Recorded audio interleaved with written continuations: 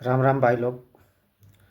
जैसा कि मैंने पिछला वीडियो में बताया था कि एक वैशाली ज़िला का मैटर है, जो विपिन सर और वहाँ के जो डीएम साहब है यशपाल मीणा साहब, मीणा जी साहब बोलिए, मीणा बोलिए, जो भी बोलिए, ठीक है। उनके बीच में जो मन मुटाव हुआ था, उनके बीच में जो भी कुछ हुआ था कहा सुनी, आज 11/2/2025 को 10 बजे सभी को डीएम ऑफिस पे अपने अपने समस्या को लेकर डीएम साहब को आवेदन देने के लिए बुलाया गया था।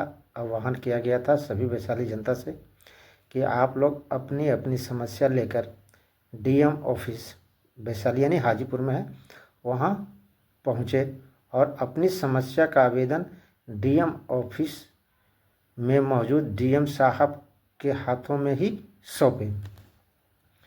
तो जैसा कि पिछला वीडियो में मैंने बताया था कि वहाँ का जो मैटर है, सलाह पंचायत का जो मुखिया है विपिन सर, कुछ पंचायत भवन को लेकर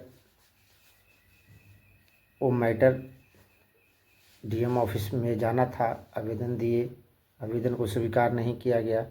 इसके चलते विपिन सर जो सलाह पंचायत के मुखिया हैं, उन्होंने आह्वान किया था पूरे वैशाली के जनता से कि 11/2/2025 को सुबह में 10 बजे डीएम ऑफिस अपनी अपनी समस्या को लेकर आवेदन लेकर आएँ और डीएम साहब के हाथों में सौंपे। और उन्होंने एक बात और कहा था कि डीएम साहब से जब भी मिलिएगा तो उनसे एक सवाल ज़रूर पूछिएगा कि जिस कुर्सी पे आप बैठते हैं, क्या उस सामने वाली कुर्सी आम जनता के लिए बनाया गया है या नहीं? क्या वहाँ पे आम जनता बैठ सकती है या नहीं? क्या आम जनता उस कुर्सी पे बैठकर अपनी समस्या आपको बताने का हक है या नहीं? ये विपिन सर का क्वेश्चन था सभी वैशाली की जनता से। तो जैसा कि टाइम और डेट तय किया गया था, उसी टाइम और डेट पे विपिन सर अपनी समस्या और उनके पब्लिक लोग भी, जो भी वैशाली की जनता है, सलाह पंचायत की जनता है, वैशाली के जिला के जो भी आम पब्लिक है, अपनी समस्या लेकर आवेदन लेकर डीएम ऑफिस पहुँचे। तो पहले तो कयास लगाया जा रहा था कि उनको रास्ते से ही विपिन सर को गिरफ्तार कर लिया जाएगा या फिर डीएम ऑफिस पहुंचते ही उन्हें गिरफ्तार कर लिया जाएगा। तो इससे पहले भी एक बात, कल जो 10 तारीख थी, तो 10 तारीख को एक विपिन साहब के नाम के एक नोटिस जारी किया गया, जिसमें उस नोटिस में बहुत ज़्यादा चीज़ दिखाया गया, बताया भी गया और उन पर बीएनसी भी लागू किया गया। बीएनसी एक लॉ है, कानून है, जो 2024 में 1 जुलाई को लागू हुआ था। एनएससी की तरह बीएनसी है, लेकिन एनएससी थोड़ा सा ज़्यादा है, ये बीएनसी थोड़ा सा कम है। आप गूगल यूट्यूब पे जाके सर्च करके देख सकते हो कि बीएनसी क्या है। तो इन पे एक धारा लगा दी गई थी। आज कुछ मीडिया वाले ने वैशाली के एसडीएम से कुछ सवाल किए। पहला सवाल था, क्या विपिन सर पर बीएनसी लागू किया गया? क्या उनके नाम के एक नोटिस जारी किया गया? तो एसडीएम साहब का जवाब था, नहीं, ये सब अफवाहें हैं, ये सब कुछ लागू नहीं किया गया है। और विपिन सर यदि आवेदन देने के लिए आते हैं तो डीएम सर आवेदन जरूर लेंगे। तो ये सब सारी बातें होती रही मीडिया के थ्रू। कुछ मीडिया वाले बढ़ा चढ़ा कर भी बोल रहे थे, हकीकत बताना उनको मीडिया का काम ही है कि 1 के 2, 2 के 4 बना देना, लेकिन हकीकत तो कुछ और ही है। फिर विपिन सर अपने आवाज़ से निकले डीएम ऑफिस के लिए, तो रास्ते से ही एक अपना वीडियो जारी किए। उनमें उन्होंने बोला कि मुझे आशंका जताई जा रही, मुझे आशंका ऐसा है कि मुझे गिरफ्तार कर लिया जाएगा रास्तों से, लेकिन फिर भी मैं डीएम ऑफिस तक आऊँगा। आप लोग मेरे को बहुत साथ दिए और समर्थक दिए, हज़ारों में हज़ारों लोग डीएम ऑफिस आवास के बाहर पहुँचे भी। तो आप देखिए, साइड स्क्रीन पे देख रहे होंगे कि जो सलाह पंचायत के मुखिया हैं विपिन सर, उनके साथ दीपक सर पटना के हैं और उनके साथ अधिवक्ता साहब भी डीएम ऑफिस पहुँचे। और डीएम ऑफिस पहुँचते पहुँचते गेट पे ही उन्होंने कुछ पुलिस वालों ने रोक लिया। अब ये माजरा क्या था रोकने का, यानी कि डीएम ऑफिस में उन्हें जाने के लिए अलाउ नहीं किया गया। बहुत देर के बाद वहाँ पे कुछ बातें हुई, फिर उन्होंने जनता का हौसला अफजाई किया कि हम तुम्हारे साथ हैं, डरो मत। ये सिपाही वाले का जो ऑर्डर पास किया गया उनके अनुसार पे ये काम कर रहे हैं, मुझे गेट पर रोक लिया गया, इसके लिए घबराना नहीं है। फिर एसडीओ साहब ने उनका आवेदन स्वीकार किया और उन्होंने आश्वासन भी दिया कि ये जो आवेदन दिया गया इस पर मैं कार्रवाई करूँगा, इस पर हम संज्ञान लेता हूँ, इस पर मैं कार्रवाई करने की कोशिश करूँगा। और जो भी पब्लिक और अपना अपना आवेदन ले गए थे उन्होंने बोला कि आप लाइन में खड़े होकर आप धीरे धीरे करके एक एक करके आप आवेदन दे सकते हैं। तो ये सब बातें थी और आप देख सकते हो कि एक मुखिया एक पंचायत के लिए क्या से क्या कर दिया। और भी हमारे बिहार में बहुत सारे मुखिया हैं, लेकिन उन मुखियों को ये सब से कोई मतलब नहीं है, सिर्फ उनका पॉकेट भरना चाहिए। चाहे इंदिरा आवास में हो, जातीय आवासीय बनाने के नाम पे हो, और बहुत वृद्धा पेंशन हो, विकलांग पेंशन हो, विधवा पेंशन हो, ये सब बनाने के लिए आजकल देखते हैं दलालों का काम दलालों के थ्रू ही होता है। चाहे वो मुखिया का दलाल हो, ब्लॉक का दलाल हो, बिना दलाल के काम नहीं होगा। आप सल्ला पंचायत का एक अभी जीता जागता सबूत है कि वहाँ पे जितने भी राशन धारक हैं सभी को पूरा पूरा अनाज दिया जा रहा है, ना तो उसमें 1 और 2 रुपया लिया जा रहा है। इन जो सल्ला पंचायत के मुखिया भी वर्तमान में है, इनसे पहले जो मुखिया थे वहाँ पे ऐसा कुछ नहीं था। 2 रुपये हर एक किलो पे डीलर वाले ले रहे थे। जब से ये मुखिया बने वहाँ पे घूसखोरी, पूरा राशन देना, और जो भी पब्लिक यानी कि वहाँ के जनता के हक में जो भी होता है वो काम अभी करते आ रहे हैं। कुछ अपना अपने फंड से भी लगा के किए हैं, ठीक है। ऐसा नहीं है कि ये मुखिया बन गए तो मुखिया के पैसों पे कहीं नाच रहे हैं, क्योंकि इनका यूट्यूब चैनल से भी बहुत सारे पैसे कमा रहे हैं, जो जनता के बीच खर्चा कर रहे हैं, अपने पंचायतों के बीच खर्चा कर रहे हैं।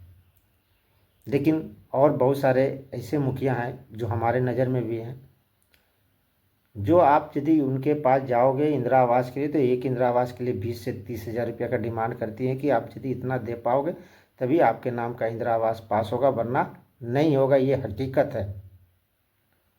आप जितने भी लोग इस वीडियो को देख रहे हैं आपको भी ये पता है कि आप यदि इंदिरा आवास के लिए अप्लाई करते हैं तो आपको 20 से 30 हज़ार रुपये पहले ही डिमांड कर दिया जाता है, तभी आपका इंदिरा आवास पास करवाया जाएगा, वरना नहीं कराया जाएगा।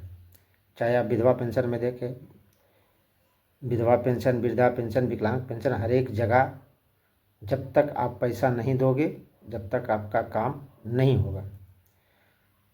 तो हमें सभी मुखिया जी से बस एक ही निवेदन है कि जिस तरह से सल्ला पंचायत के मुखिया विपिन सर अपने पंचायत के लिए काम कर रहे हैं, क्या आप भी नहीं कर सकते हो? क्या आप में हिम्मत नहीं है? आप भी कर सकते हो, लेकिन आप लोगों का क्या है, अपना पॉकेट भरना। क्या हम लोग डीएम के पास नहीं जा सकते हैं? तो इसमें कुछ आम पब्लिक का भी प्रॉब्लम है, क्योंकि वो चाहते हैं कि कौन इतना भाग दौड़ करे। चलो 20,000 मांग रहा है, 2 लाख 1.5 लाख तो मिल रहा है ना, चलो दे देते हैं 20,000, चलो दे देते हैं 5,000। तो ये हम लोग आदत बना चुके हैं कि आप पैसा लो, काम करो। तभी तो हमारे पंचायत का बहुत सारे ऐसे पंचायत है जिसका कोई डेवलप नहीं हुआ, मुखिया का कोई काम नहीं हुआ, मुखिया के द्वारा कोई काम नहीं किया गया।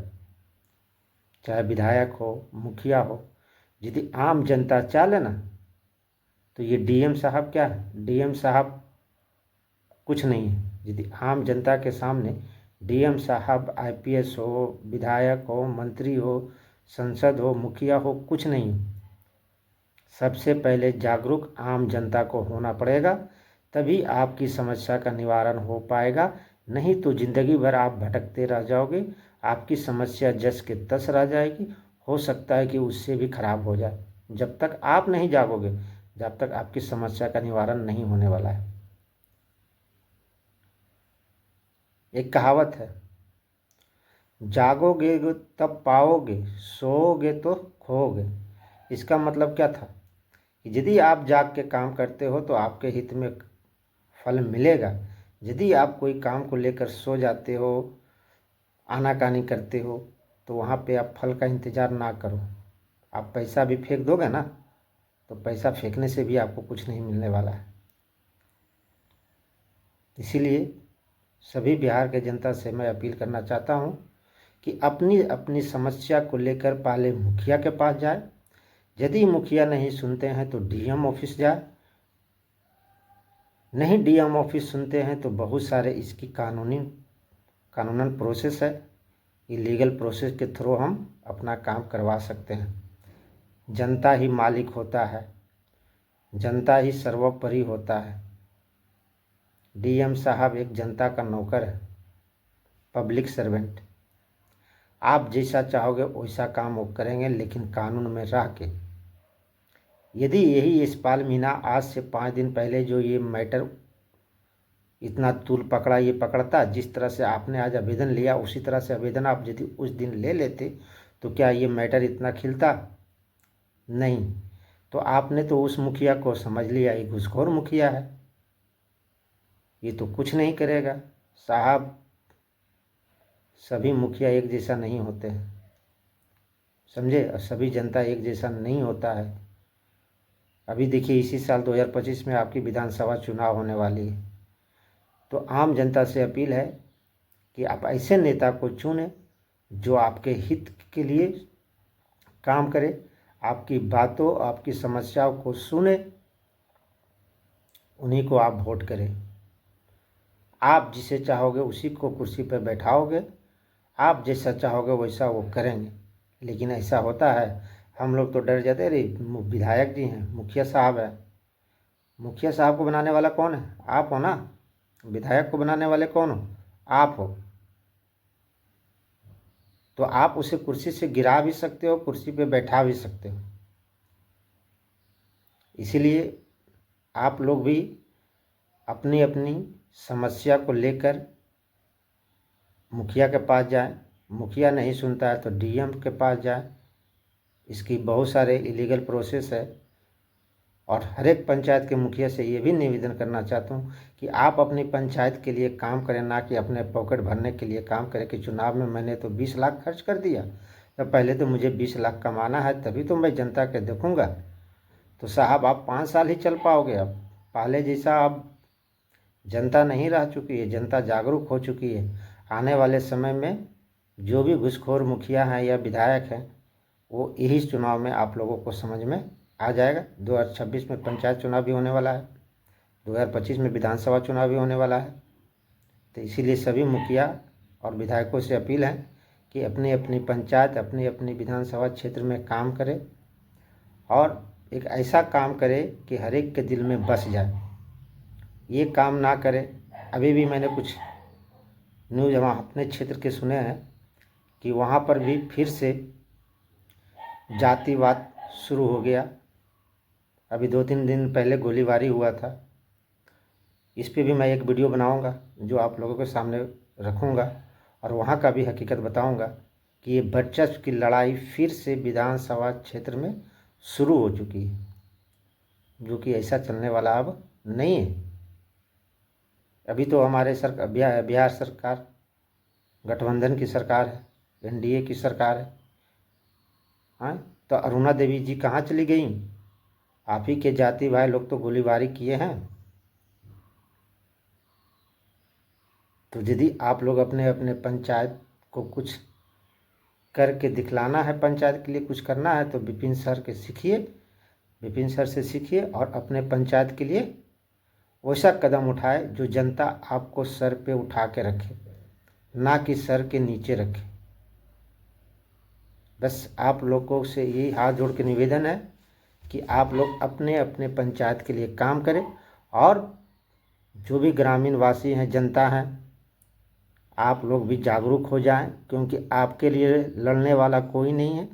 आप खुद लड़ोगे तभी मिलेगा, वरना आपके हक में कुछ नहीं आने वाला है।